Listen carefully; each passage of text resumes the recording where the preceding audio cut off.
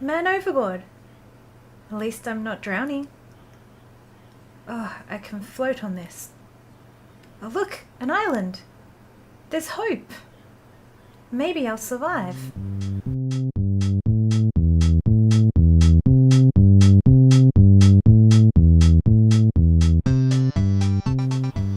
Hello beans, how are you growing? Welcome back to another episode of Scratch That Itch. Today I'm going to be having a look at another survival style game. So imagine you're relaxing on a boat, drifting out at sea, when suddenly you are shipwrecked and stranded on a desert island. Sounds familiar, right? Sounds like the setup for many a movie, story or game. We have seen this type of story before. In Aground, you're one of the last human survivors on an uninhabited island. The game focuses on progression, with mining and developing a settlement among the other survivors your primary focus. Aground was available via Kickstarter and is still accepting backers via PayPal. It does already have a wiki underway, and to be honest, it's quite polished for a playable demo. It has a beautiful pixel-inspired art style and a storyline to follow along, and there's a solid combination of crafting, exploration, mining, and combat. If you're a completionist gamer like me, you'll also be pleased to note that there is a ton of achievements in this game, even though it's only in a demo stage. As you can see while I'm scrolling through these, there's just so many that you can actually progress through while you're playing.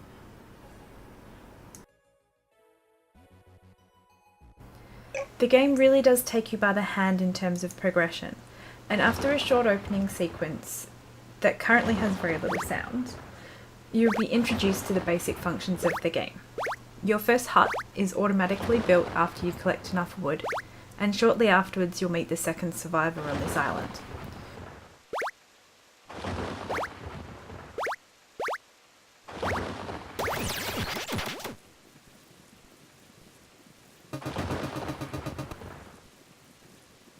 From here you meet other survivors, collect and action various quests, and your settlement will be built. I enjoy quests as they give me direction in a game, but I did wish that I had some control over where and how things were being placed. For a game that's about establishing a settlement, I found that in these really early stages, it didn't feel like I had much choice, and I was less playing a game than I was interacting in a story that was going to happen regardless. There was some options for accept or turn away, or like yes or no choices, but I didn't know what was going to happen if I clicked no, and it didn't feel like the game would progress if I did, so I always opted for yes.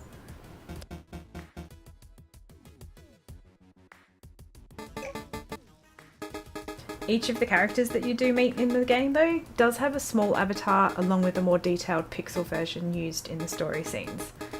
This really helped to add some depth and build on the story, as you felt like you were actually getting to know the survivors, and they started to become a little community as they each started to show up in your hut overnight.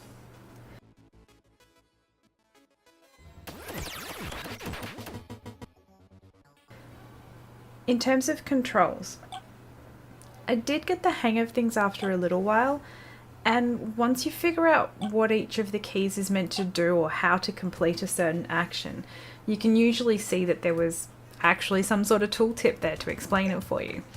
However, I did find that I stumbled on the UI a little more than I usually would when picking up a new game. It's a little clunky. It's not unworkable, and it is still an early demo version, so I'm sure that there will be improvements along the way as the community grows and some of this feedback is provided. But for now, I'd have to say it did feel a little awkward.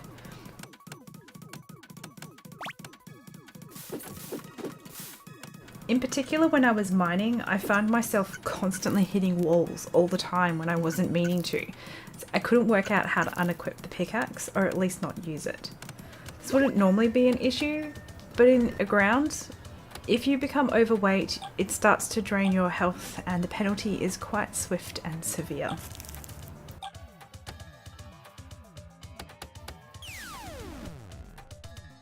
I died a few times for effectively carrying too much. I tried to make each journey last as long as it could, but I would get invested in the gameplay and then not end up realizing soon enough, and I could never get back to the storeroom before my health drained completely.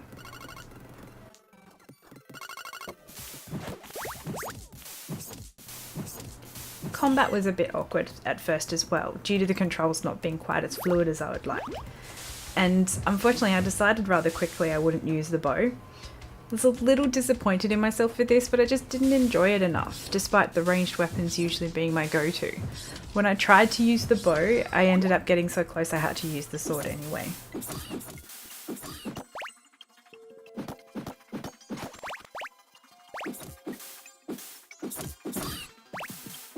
The enemies are quick but simple, and once you've progressed to better weapons and tools with a bit of armour, they didn't really feel like they were overly challenging.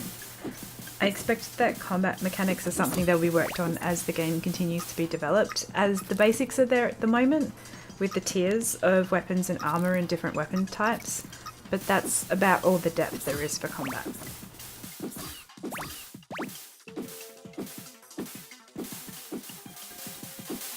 There is also a dragon on the first island as well. I'm not sure if I was supposed to kill it or do something else with it. I did try to kill it and its health regenerated in the time it took me to go and get some more food and come back. It was very quick. So I did end up leaving it for now, and I might tackle it in a future play session. I was curious as to see what it would do in terms of what it was going to unlock and how it was going to progress the game.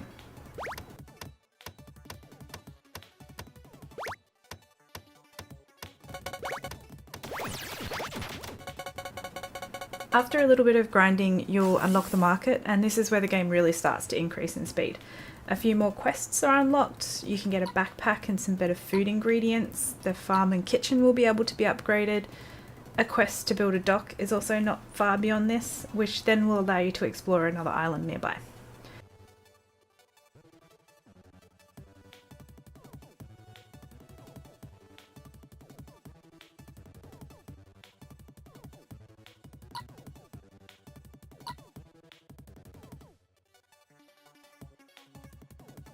I didn't quite get to this point though. I played the game for around 2.5 hours, and I can see some real potential in it. The music in the demo started out quite nice though, and it really quickly became repetitive and I had to stop playing. The overall lack of choice and the grind ended up being a little bit more than I expected. I still think that there's a lot of potential in this game. It was enjoyable, it just didn't last as long as I would have hoped. But it's a demo. It's supposed to be intriguing and want you to come back for more. So I do think that I will likely come back to this one at some point and give it another go when it's had some more updates or if it hits full early access on Steam. For this stage of demo, I think it's a solid little game, and if you want to play through an entirety of a quest and put your own music on in the background, this is a good afternoon's worth of entertainment.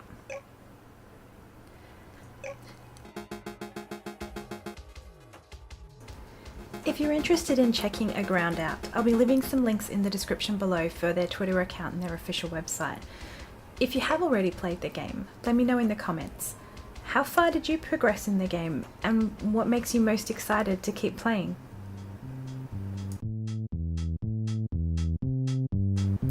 Thanks for watching me scratch that itch, Beans. If you did like the video, please remember to like and subscribe to the channel for more content, or you can find me on Twitch at twitch.tv/DanaFaye.